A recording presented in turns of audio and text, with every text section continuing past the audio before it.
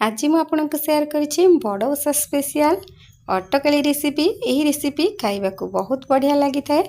आपण निश्चय ये रेसिपीटी को देखंतु एवं एही परी घरे बनै कि समस्त को खाइबा को दियंतु। नमस्कार, ममता किचन ओडिया को आपण समस्त को अनेक अनेक स्वागत। मु एठी आपण को जो ग्लास देखुछि सही ग्लास रे एठी गोटे ग्लास अरुआ चाउल नै जेछि। अरुआ चाउल को 3 रु 4 घंटा आगु एमती पानी रे भिजे कि रखी नेछि। जेहेतु अरुआ चाउल भल भाव रे भिजी आसलानी, एबे कोन करबा ना ए अरुआ चाउल को पानी रे छाणी कि एमती गोटे मिक्सिंग जार रे दे दबा। तापरे जो ग्लास रे आपण मेजर करके चाउल नैथिबे सही ग्लास रे एठी आधा ग्लास मेजर करके पानी दे देबे। पानी दे सारा पर चाउल को एमती चिकण करके ही बाटिबे, खदड़ बिल्कुल रखिबे नहीं। तापर कौन करबा ना एक साइड को रखी नबा। तापरे मु एमती गैस ऑन करी नेछि। गैस ऑन करके गोटे पैन बसई नेछि। एबे कौन करबा जेतु पैन गरम हे आसलानी एठी गोटे बड़ा चामच जुआणी दे देछि। तापरे 3 रु 4टा एठी गुजराती देकी हल्का रे एही परे टिके भाजी नबा। एठी आपण अल्प किछि गोलमरिच देकी भाजी परिबे। जेहेतु मो पाखरे गोलमरिच गुंड अछि सेति पई मु एठी गोलमरिच देही नहीं। हल्का रे एमती भाजिला परे आको ठंडा करि नेबे एवं गोटे भल भाबरे गोटे गुंड करि नेबे। एबे कोन करबा ना एबे मु आ गोटे कड़ाई बसई नेछि। कड़ाई गरम हे आसलानी सेतिरे गोटे चामच गुआ घी दे देबे। गुआ घी गरम हे आसले एमती किछि काजू किशमिश देकी हल्का रे एमती टिके एपट सेपट करके भाजी नेबे। जेते बेले काजू किशमिश रो हल्का कलर आसी जीवो आपण कोन करबे ना गोटे प्लेट को बाहर करि नेबे। आ भितरे काजू किशमिश भल भाव रे भाजी हो जाइछि। एबे कोन करबा ना एबे आको प्लेट को बाहर करि नबा। तापरे एठी मु किछि खीर नेछि। खीर मु एठी 1 लीटर नेछि। एबे से खीर को दे दबा। आपण सबु जिनस को एमती मेजर करके नेबे। जो थरे चाउल आपण मेजर करके नेथिबे सही जगह रे सबु जिनस एमती मेजर करके दे देबे। खीर दे सारला परे एठी 3 बड़ ग्लास एठी पानी दे दबा। पानी दे सारला परे गैस रो फ्लेम को हाई रे रखिबे। तापरे एठी 2 रु 3टा तेजपत्र को मु हाथ रे एमती छिंडे की दे देछि। तापरे स्वाद अनुसार एठी लूण दे दबा। एबे किंतु मने रखंतु मु एठी जेहेतु गुड़ ऐड करूछि आपण बिल्कुल खीर रे गुड़ देबे नहीं, काहे कि ना खीरटी चिड़ी जिबार बहुत चांसेस थाए। सेति पई आपण जदी चीनी ऐड करबा को चाहथिबे तबे चीनी देई परिबे। नहीं तो जदि एमती गुड़ रे ही बनेबे प्रथमे कौन करबा ना एमती खीर को फुटिबा को देबे। तापरे कौन करिवे तापरे आपण जो चाउल को बाटिकी रखिथिबे एबे से चाउल बट्टा को देबे। तापरे आपण एठी गुड़ ऐड करि परिबे।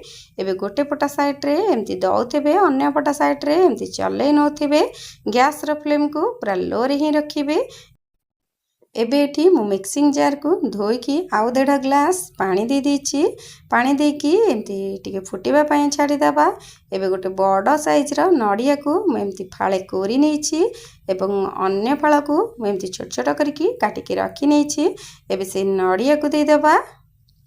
नडिया को देकी 15 रु 20 मिनिट भल भाव रे एमती फुटै नबा। तापरे आपण मझी रे एठी गुड़ ऐड करि नेबे। आपणक स्वाद अनुसार आपण एठी कम बेसी करके गुड़ दे परिबे। मु किंतु एठी 500 ग्राम रो गुड़ नेछि। गुड़ जगह रे आपण चीनी मध्य ऐड करि परिबे। आपण की केते प्रकार तो अटकली बनौथिबे, किंतु एही प्रोसेस रे थरे बनै कि देखंतु देखिबे बहुत बढ़िया लागिबो खाइबा पई। किंतु मने रखंतु अटकलीटी को 15 रु 20 मिनिट पाका पाखी एही परि सिझै नेबे। गुड़ देला परे मु एठी गोटे चामच अदा को एठी ग्रेट करके दे देछि।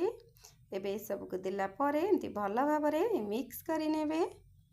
आपण एही परिथरे बनै कि देखंतु देखिबे बहुत सुआदिया बनिबो एवं खाइबा को बहुत बढ़िया लागिबो। एबे गैस रो फ्लेम को पूरा लो रे रखिकी एंती सिझिबा पई छाडी देबे। अटकली को आपण एमती जेते लो फ्लेम रे रखिकी सिझेबे सेते टेस्ट भल आसीबो बा भल लागिबो खाइबा पई। आपण बिल्कुल हाई फ्लेम रे रखिबे नाही किबा छाड़ीबे नाही।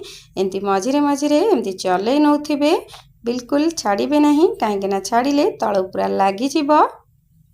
एबे जेहेतु पाखापाखी हे आसलानी एबे कौन करबा ना एबे मझिरे आपण जो काजू किशमिश को भाजी की रखिथिबे एबे से काजू किशमिश को देकी एमती गोळे नेबे।